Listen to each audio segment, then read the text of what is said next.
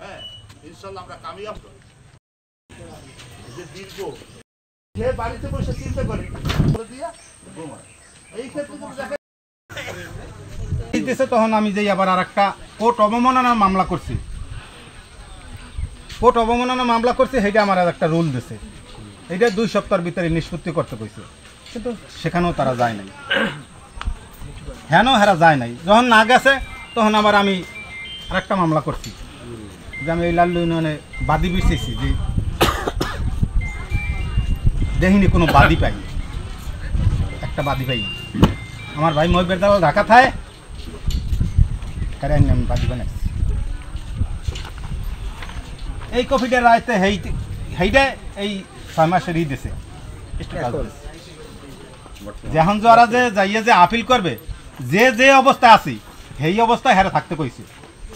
এইখানে আর একটু বাংলায় লেখা আছে, 19 নম্বরে বাংলায় লেখা আছে। বাংলার লেখাটা দেখেন আপনারা, যে এই যে জমিটা দিয়েছে সব ইংলিশে, কিন্তু এইটু লেখছে বাংলায়। বাংলায় লেখছে কেন? যে এই 17 সালে হইতে একে কতে কি আইছে সেইটা অনুসারে এখানে লিখে গেছে যে এই জমি লেজ বিক্রি বিক্রয় করতে পারবে না, এই বাংলায় লেখা আছে।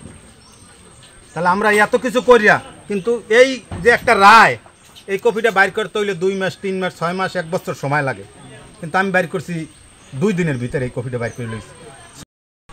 ভূমি মন্ত্রণালয়ের পূর্বানুমোদন ব্যতিরেকে উক্ত উদ্দেশ্য ব্যতীত অন্য কোনোভাবে উক্ত সম্পত্তি ব্যবহার অথবা বিক্রয়, লিজ, অ্যাওয়াজ বা অন্য কোনোভাবে হস্তান্তর করা যাইবে না। বুঝতে পারছেন কথাটা?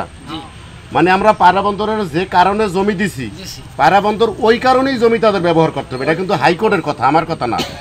হাইকোর্ট বলছে যে পায়রা বন্দরে আমরা যে কাজের জন্য জমি দিয়েছি ওই কাজেই তারা জমি ব্যবহার করতে পারবে, অন্য কোনো কাজে তারা জমি ব্যবহার করতে পারবে না, তারা বিক্রিও করতে পারবে না, লেজও দিতে পারবে না। এটা কিন্তু হাইকোর্টের আদেশ, আদেশ তারা অমান্য করে। এতে আমরা এইটাই বুঝি যে ওরা যদি আপিল করুক আর যা করুক, আমরা যদি জনগণ যদি এটা না ছাড়ি, এই লাইনে আপনি কি বুঝতে নিচ্ছি, অগর দেওয়ার ক্ষমতাই নাই। ওরা লেজ দিতে পারবে যদি ভূমি মন্ত্রণালয় অগর ছাড়পত্র দেয়, তাহলে হয়তো তারা লেজ দিতে পারে, এছাড়া তাদের লেজ দেওয়ার কোনো ইখতিয়ার নাই। আদালত রায় দিয়েছেন, এই 25 তারিখে রায় দিয়েছেন যে আমাদের অধিগ্রহণকৃত জমি এটা